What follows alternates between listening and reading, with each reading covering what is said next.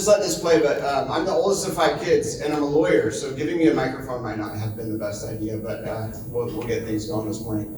I'm Andrew Miller, and I am one of the founders, and I farm at Tulip Valley Farms. And our farm is located about halfway between Vancouver, BC, and Seattle, Washington, right along the coast in the Skagit Valley.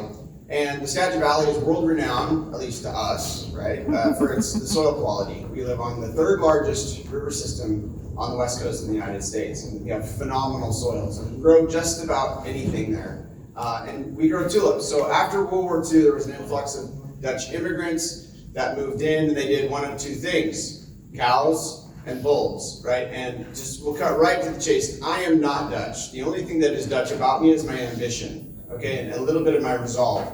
I grew up around tulip traffic. Okay, I didn't grow up on a tulip farm. I didn't grow up, but our community at one point grew about 4,000 acres of tulip, and so for where we live, that's actually quite a bit. I grew up there, didn't like the traffic. Went off. I joined the Air Force. I was an intelligence officer, and so for 14 years, I ran around the world chasing terrorists and drug dealers. And somewhere along the way, my wife and I picked up 6 kids, so I was around some of the time, right? And so, and I'll just tell you, the only qualifications that I have for being a farmer is that I get up early and I have 6 kids, right? We have a lot of kids, and so that's what we do. But I woke up one morning at Amazon. I was working at Amazon. So I'd gone to law school, passed the bar exam. It was 2008, wasn't a good time to get a job as a lawyer. So then I did what other lawyers that don't want to practice law do. I kept going to school. So I got my MBA, and I worked at Expedia, which was great. And then I did strategy for Warehouser. And then one day I woke up at Amazon, and I'd had 3 bosses in 9 months, and I said, enough. I'm going to do something. I'm going to move home and figure it out. And so we moved from the Seattle area to Mount Vernon, Washington. And I worked in economic development. So I am not a farmer. Well, I am now, but I didn't grow up as a farmer. I came into the tulip industry because it was significant, because it was important to my community. So therefore it was important to me. Farming, though I wasn't a farmer, was important. It was iconic for where I grew up. But I came at it from the economic development perspective. I saw how important the Skagit Valley Tulip Festival was for the economics of my neighbors, right? So every year we get this amazing bloom, but the first thing that I did is that when I came home, I said, okay, let's talk about tulips. I had stopped paying attention when I was out running around the world, but when I came back, we had gone from 4,000 acres of tulips to about 400 acres of tulips. But nobody tells the tourists that you're not growing as many tulips as you used to. And I said, well, what if we gone from 12 growers to 1, and 2 farms, 2 venues, and yet people kept coming. We had between 150,000, 300,000, depending on the weather, people that would come to see the Skagit Valley Tulip Festival. So if this one family that keeps growing tulips decided they didn't want to do that, we would lose an entire iconic aspect for our community. And I did not want that to happen on my watch. And so as an economic development strategist, I would try to convince people to do things. And a lot of those conversations ended with, if it's such a good idea, why don't you do it? Well, as I mentioned, I'm the oldest of 5. I don't need that kind of challenge. And so I did. One of the more iconic, there's 2 left, one of the tulip farms came for sale. So I put together a group of classmates from high school, actually, and we purchased and operated this farm. And I got to do that for 3 years. My first year out of the gate was COVID. So literally 10 days before we were going to open, the whole world shut down. And we had to figure it out. Well, fortunately, I'm a professional figure-outer. And so we did just about everything in the book to try to get to farm another year, which is, I think, what farming is all about. You just hope that you can do it again. And so we did. We made it through COVID, incredible innovation. We did things that we'd never done before, which didn't frighten me because my whole career I've been doing things that I had never done before. So I brought an aspect of that innovation, and I figured out very quickly what farmers have known for millennia. It doesn't matter what you grow, it matters what you can sell. And if you can figure out new and innovative and exciting and engaging and sustainable ways to sell what you grow, then you get to farm another year. And so a couple of years ago, we decided as a family that we wanted to keep farming. So there's a life cycle with tulips, and there's a life cycle with businesses, and there's a life cycle with partners. And so I would say at this one farm, I got topped, right? And so we just topped it so that I could conserve my energy to do something else. Well, we quickly pivoted to a new farm. So I went from the one farm to a new farm. I had been helping two of my friends to start a new farm, Tulip Valley Farms.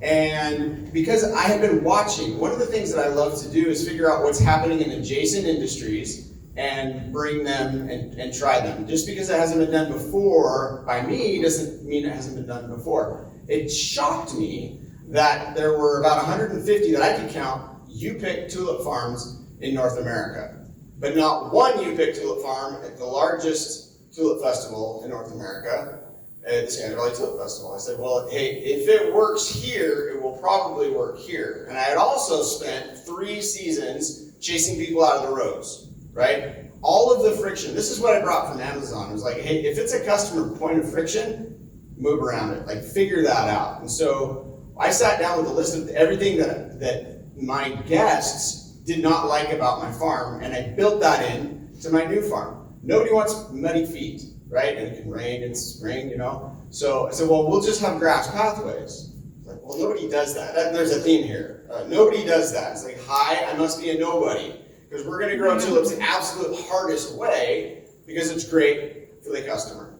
And so we introduced U-pick. The farm that I inherited from my partner it was a 30-acre hazelnut farm. And the hazelnut trees did not interest me. It was the 20 feet of grass between the trees that very much interested me. And so you probably can see in some of these pictures, we decided we just worked up some beds. And we planted in the beds. So we fight the trees all the time. But the trees, here's another funny thing, is that while I knew that I wanted to keep the grass for the guests to not get muddy, I didn't realize that by keeping the grass and then the trees, it would retain the moisture. I mean, I know that. The funny thing is I literally have 7 college degrees, 4 graduate degrees, and not a single natural science class. So I'm the least, okay, here's the other thing. I'm colorblind. Okay, I am the colorblind lawyer tulip farmer from Mount Vernon, Washington, right? And so there's a lot of things that don't make sense until they do. So anyway, by keeping the moisture in the soil, I figured out that varieties that I grew literally across the street at my other farm stayed on bloom twice as long because the soil was cooler. So I started asking everybody. I called my friend Tice in the Netherlands, and I said, what's going on? And he said, well, cold soil keeps the bloom on. Right? I talked to everybody about that. And so I stumbled into something that is very, very valuable. We'll talk about that in a second. But anyway, so along the way with our farm, we really figured out that there are things that we could do differently. Right? We wanted to do things different in order to get different outcomes. And one of the most important things that we do is we found out that people really, really want to talk to the farmer. They want to talk to someone. They want to make a connection. And I figured this out in our first year after COVID. So one of the ways that we made it through COVID was that every morning I would get out with my cell phone. And twice a day, I would walk through the field, and I would export the bloom to everyone who couldn't come to me. Now, did we make money on that? No. And yes. Because we made it into the New York Times. We're on the front cover because we were innovative. We were doing something. The tulip became a symbol, which it is a symbol of hope, but we were exporting hope in a way that hadn't been done before. And that helped to create a connection with people that the spring after COVID, people literally flew from around the world to come and thank me. I wasn't ready for that. I wasn't ready for the woman who flew in from Philadelphia to give me a big hug and said, you kept me alive during COVID, Andrew. Hi, you're welcome. What do you say to that? Other than it was the tulips, it wasn't me. They said, no, it was you. I had emergency room doctors from the first case of COVID in the United States was about 30 miles south of where we live. An emergency room doctor from that community came hit my field and burst into tears because of the beauty. He just needed to renew. And then I knew we were onto something. Now we were onto something that was quite significant. And so I wouldn't grow any other flower. I wouldn't grow anything but tulips because of that one thing, because it is significant. So now I'll get into the fun part. So when I was talking with Ebo about the summit, one of my kind of why me many times, but what we really landed on was that we have been trying new things in the experience part, the experiential aspect of tulips. So I can grow really big tulips. I don't know if that's a world record, but I wish I would have. So that's a salmon impression that grows, because we grow between the trees, they get really tall. And I had a woman from Trinidad and Tobago, which is not close to where I live, that got on an airplane the day after I posted that picture because she wanted to pick that flower. And she said to me, I can pick this for $1. She had a bunch of them. I said, yes. And she said, you're not very good at business. I said, I've been called worse, but you might not be wrong. So we can grow a lot of flowers. Next slide. Okay, so what I like to do is I call this kind of the fire triangle of what works for us. I like to talk in word problems. And so what has worked for us is that we focus on significant story and connection. This is what makes our farm different.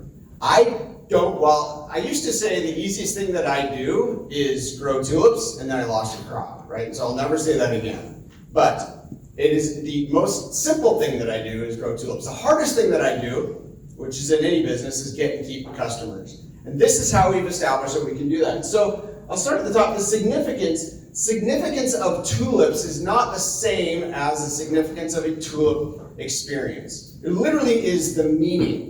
The meaning that I have for tulips was that it was significant. It was iconic for my community, even though I'm not Dutch, right? It was still iconic for where I am. So we have found that heritage is extremely interesting, right? And so there are certain heritage-based or communities, cultures that really enjoy flowers. And so we want to tailor our experience to that. Historical, people like the historical significance of the tulip. I spend all day long talking to people about tulips. They love knowing the history of the tulips, that it came out of the mountains in Asia. And they just love that. Education, that's also, I surprise and delight.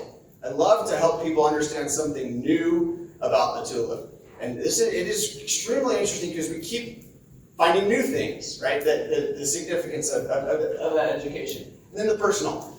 Flowers are personal. Food is personal. And so alcohol is personal. People seem to think that it is what makes them who they are. And tulips plays a huge part in that. The other part here is, so the story. We talked a lot about that, but people want to know the story of the tulip. They want to know the story of the tulip on your farm, but what I found is they really want to know the story of the farmer. They want to know why it is you do what you do. And there's some psychology in this, because it's people, they want to see themselves in the story. And people, I guess the marketing phrase for this was, people like me do things like this. And so people that enjoy flowers, that enjoy getting out on the farm, they do things like this. And so that is probably the thing that I found that's most interesting.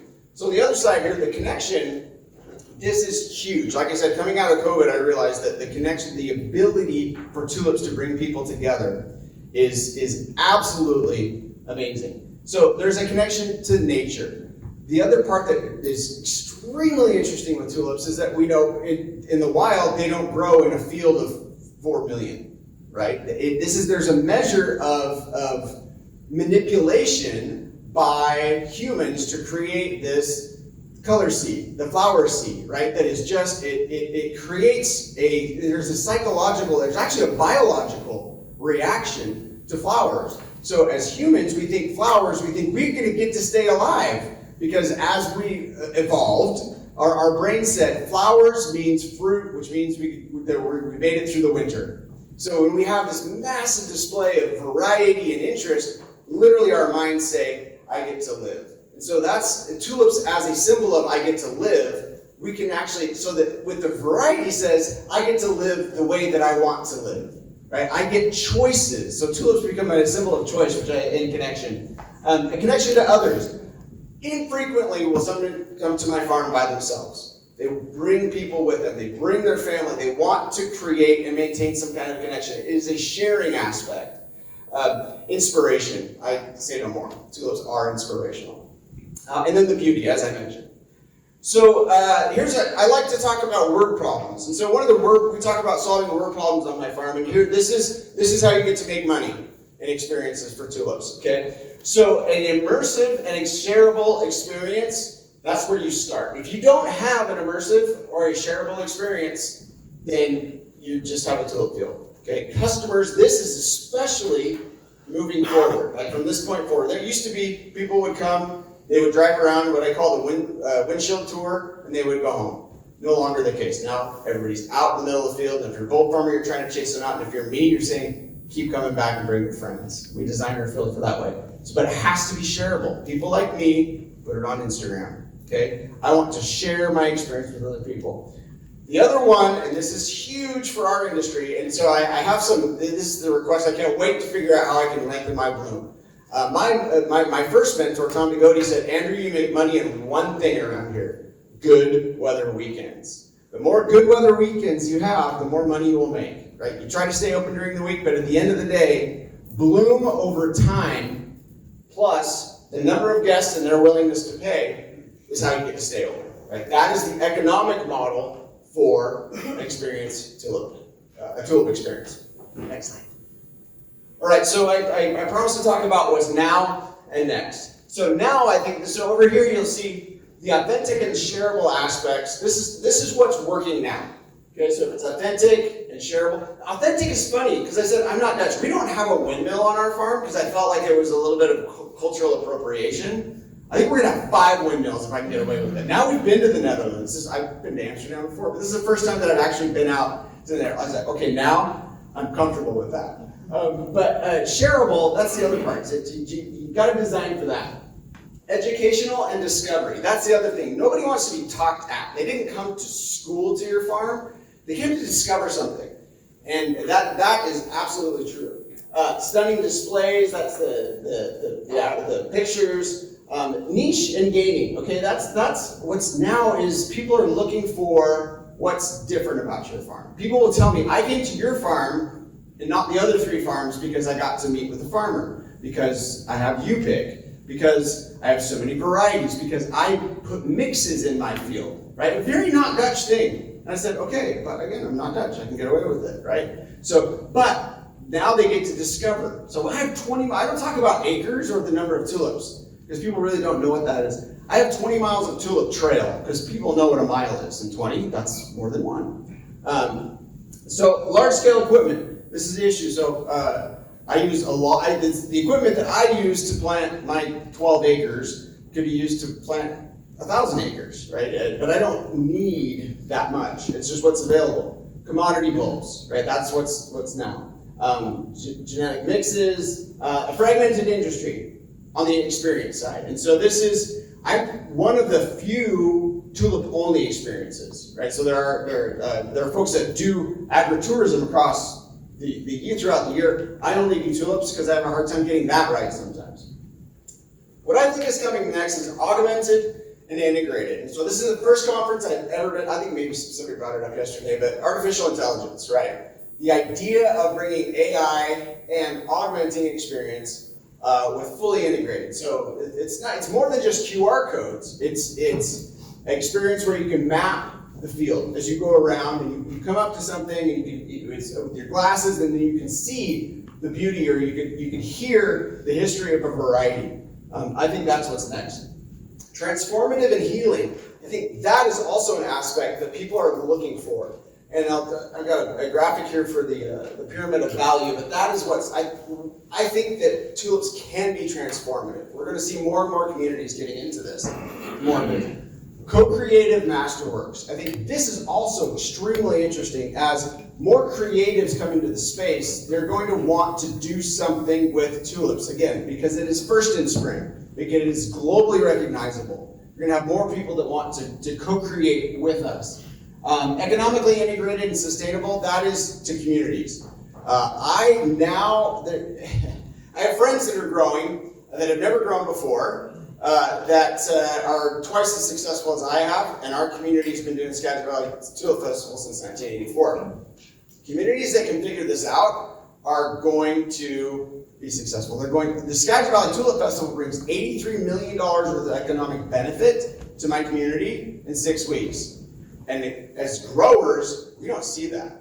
And I did some research on the wine industry in California, and everybody's there to drink wine, but 83 cents on the tourist dollar is going to hotels, to retail, and to restaurants.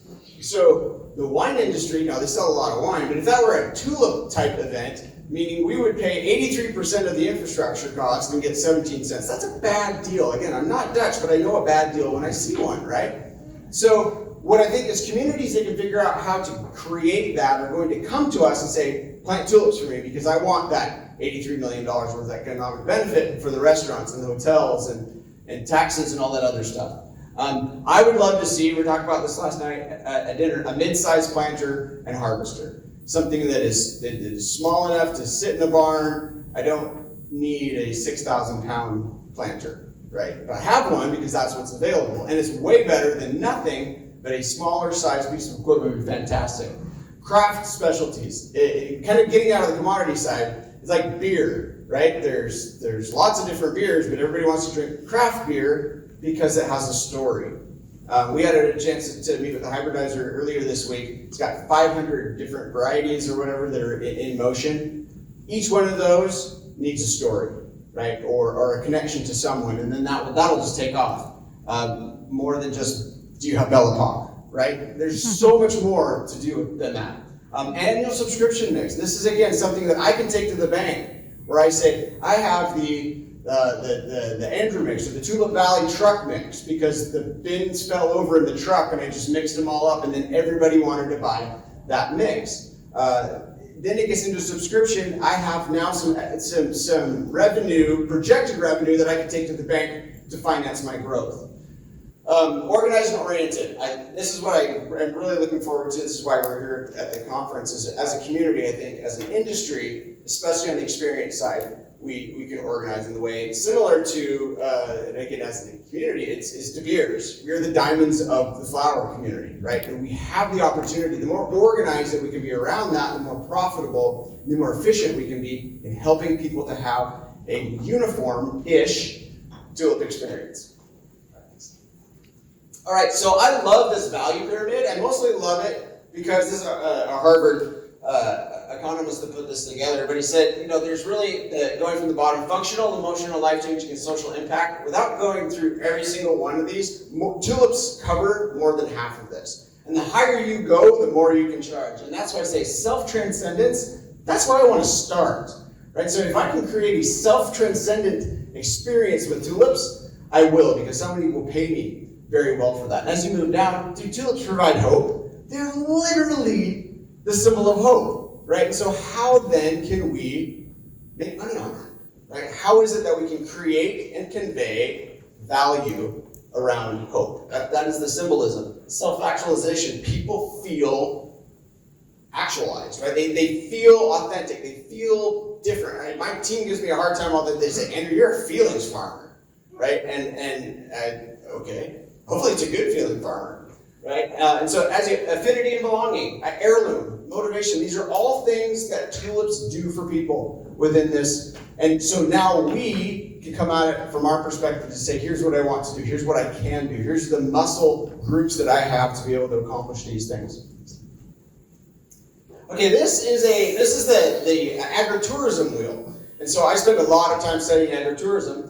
And as you can see, this kind of goes around. There's outdoor recreation, hospitality, education, direct sales, and entertainment. I look at this and I try to overlay my farm on here and say, if people are making money, and there's festivals and farms, corn mazes, do we have tulip mazes? Yeah, we do, right? And so you get across here, there's the entertainment on the peripheral, weddings on the farm, art and photography, hiking, fishing, and hunting. Being able to, someone will pay very handsomely for this type of activity.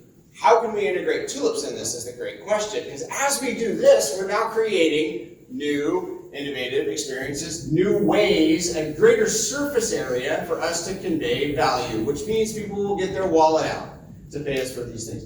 This is a way that in our rural communities especially, that we're able to, I would say, there's an aspect of saving, if you will. I hate the term saving farms. Okay, farms are not a national, it's not like a park. It doesn't need to be saved. What we need to do is figure out the economics of the long-term economic solutions that our farms can provide, and then they don't need to be saved. We don't need, well, we do need policy changes, but we're not some fragile thing that needs to be saved. We need to adapt to this in order to make money. Okay, one of my favorite things that Tice will tell me is, why not? Why not? Why don't we do some of these things? So the first I mentioned before, this is the diamond model, like De Beers. Okay, so if there was a phrase globally that people recognize, because if diamonds are forever, what are tulips? Our tulips are timeless tradition, tulips. Something like that, where people are, oh, yeah, tulips. That gets me thinking. We'd sell more bulbs. We'd sell more experiences. Let's see here. International symbol of trauma renewal. That is the one thing that is, if you look at some of the trends in the world right now, is trauma. 1 in 4 people will experience what could be considered a debilitating trauma, right? Regardless of what that is. We live in a world filled with trauma. So PTSD is post-traumatic stress growth. Okay, it's not necessarily debilitating. Yes, trauma can be debilitating, but there is an aspect of growth. If tulips could become the symbol of coming out of something traumatic, we have an opportunity to create value. And then with some percentage of profits. I found this in our community when a young man was murdered, and he had actually worked for me. And a coworker, a young man, said, "Hey, can we create a tulip for him?" And I said, "Whoa, no, basically. It's a long and expensive process to do that, but we could have a mix. And by creating this and selling this mix, we were able to create positive outcome, right? Where people were able to rally around that. So I know that will work. Why not be a driving force of ag in the middle and farm conservation? This is ag in the middle. It's not commodity and it's not at the farmer's market. Okay, it's right in the middle. And so the tulip industry, we have an opportunity to play in there because people will buy tulips from us. They will buy bulbs from us. They will pay for experiences from us. And it gives us the opportunity to really get into what I'm passionate about, and that is being able to maintain the quality of life in our rural communities based on what comes out of the ground. And last, this is the Tulip Valley World Tour. So if someone knows anybody at Netflix, I'm ready to take our show on the road. I want to come to all of your farms, because if Jeremy Clarkson can do Clarkson's Farm, then we should have a tulip version of that, and I'm happy to be the driving force for that. So that would be a lot of fun. This is who I am. So questions, right? That's the next part. Yeah. So that wraps up this part. If you have any questions, fire away. Otherwise, I'll sit down. or Eva will ask me questions.